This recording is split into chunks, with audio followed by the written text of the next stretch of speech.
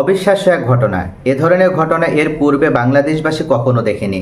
সাধারণত বিভিন্ন জায়গায় বিভিন্ন ক্ষেত্রে ওয়াজ মাহফিল বিভিন্ন বক্তা দ্বারা পরিচালনা করা হলেও কখনো এ ধরনের ঘটনার মুখোমুখি কিন্তু হতে হয়নি। কিন্তু গত শুক্রবার ৩রা জানুয়ারি ৮ দিন মেডিকেল কলেজ হাসপাতাল চত্বরে অনুষ্ঠিত ৩ দিনব্যাপী তাফসিরুল কোরআন মাহফিলের শেষ দিন প্রধান অতিথির বক্তব্য রাখেন ডক্টর মিজানুর রহমান আজহারী। আর এই মিজানুর রহমান আজহারী হুজুরের ওয়াজ শেষেই ৩ শতাধিক জিডি করা হয়।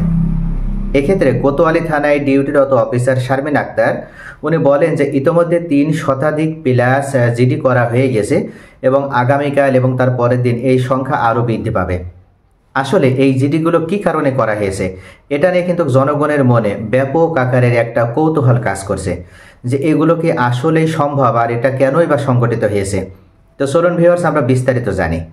সাধারণত ৮ দিন মেডিকেল কলেজ হাসপাতাল চত্বরে যশোর যে পুলেরহাট বাজার আছে তার সংলগ্ন আপনার যে ৮ দিন মেডিকেল কলেজ হাসপাতাল, ওখানে ৩ দিন ব্যাপী তাফসিরুল কোরআন মাহফিলের আয়োজন করা হয়।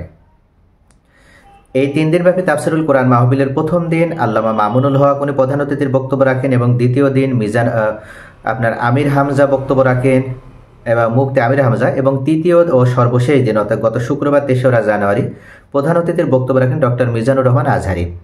অবশ্য মিজানুর রহমান আজহারীর পূর্বে ওয়াজ রাখেন আস-সুন্নাহ ফাউন্ডেশনের প্রতিষ্ঠাতা শায়খ আহমদুল্লাহ। এই শেষের দিন ঘিরে ওয়াজ মাহফিলে ব্যাপক একটা উৎসবমুখর পরিবেশ ছিল। বাংলাদেশের বিভিন্ন জায়গা থেকে ধর্মপ্রাণ মুসলমানরা এখানে সমবেত হতে থাকে মিজানুর রহমান আজহারী ও শায়খ আহমদুল্লাহর ওয়াজ শোনার জন্য। আর এই সময় কিন্তু কিছু দুষ্কৃতিকারী ব্যক্তি আছে, তারাও সুযোগ ধরে। সাধারণত এই যে জিডি করার যে ঘটনাটি, এই জিডির ঘটনাটি ঘটেছে কোনো ব্যক্তির গলার চেন হারিয়ে গিয়েছে, কারো হাতে চুরি হারিয়ে গিয়েছে, কারোর মোবাইল হারিয়ে গিয়েছে, কারোর শরীরের বিভিন্ন স্বর্ণালঙ্কার হারিয়ে গিয়েছে, এই যে এই ধরনের কারো মানি ব্যাগ হারিয়ে গেছে, এ ধরনের ঘটনাগুলো কিন্তু গত শুক্রবার আপনার যে ৮ দিন মেডিকেল কলেজ হাসপাতাল চত্বরে ডক্টর মিজানুর রহমান আজহারীর শেষের দিন যে ওয়াজ অনুষ্ঠিত হয় সেখানে কিন্তু এই ঘটনা সংঘটিত হয়েছে। কোতোয়ালি থানার ওসি আব্দুর রাজ্জাক জানান যে সমাবেশে প্রায় ১৫ লক্ষ প্লাস মানুষের উপস্থিতি ছিল এবং এখানে এই মানুষের ভিড়ে দুষ্কৃতিকারীরাও সুযোগ নেয়, যার কারণেই এই ধরনের ঘটনা সংঘটিত হয়েছে। একজন ভুক্তভোগী ইব্রাহিম হোসেন নাম করে উনি বলেন যে আমার মা গলায় চেন পরে ওয়াজ শুনতে গিয়েছিল, স্বর্ণের চেন, উনি ওয়াজ শুনছিল, ওয়াজ শোনার এক পর্যায়ে গলায় হাত দিয়ে দেখে যে ওনার চেনটা নাই। আরও একজন ব্যক্তি হজরত আলী নাম করে উনি বলেন যে ওনার স্ত্রীও গলার চেইন পরে উনি ওয়াজ শুনতে গিয়েছিল, উনিও দেখেছে ওনার গলার হাড়টিয়া নাই।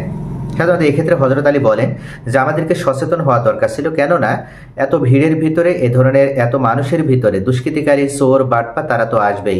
এক্ষেত্রে আমাদের সচেতন হওয়ার দরকার ছিল, আমাদের এই ওয়াজ শোনার সময় কোনোভাবেই স্বর্ণালঙ্কার বা মূল্যবান জিনিসপত্র সাথে করে নিয়ে যাওয়া ঠিক হয়নি। তাহলে ভিউয়ার্স, আশা করি বুঝতে পারছেন যে বাংলাদেশের ইতিহাসে এর পূর্বে কখনো কোনো বক্তার ওয়াজে এ ধরনের ঘটনা সংঘটিত হয়নি। যদিও মিজানুর রহমান আজহারী সাহেবের ওয়াজের কথা শুনে কিন্তু বাংলার মানুষ তাদের আবেগ ধরে রাখতে পারে না, ইমোশন ধরে রাখতে পারেন এবং এক নজর হুজুরকে দেখার জন্য সেখানে তারা সমবেত হয়েছিল এবং এই সময়ে মূলত এই ধরনের ঘটনা সংঘটিত হয়েছে।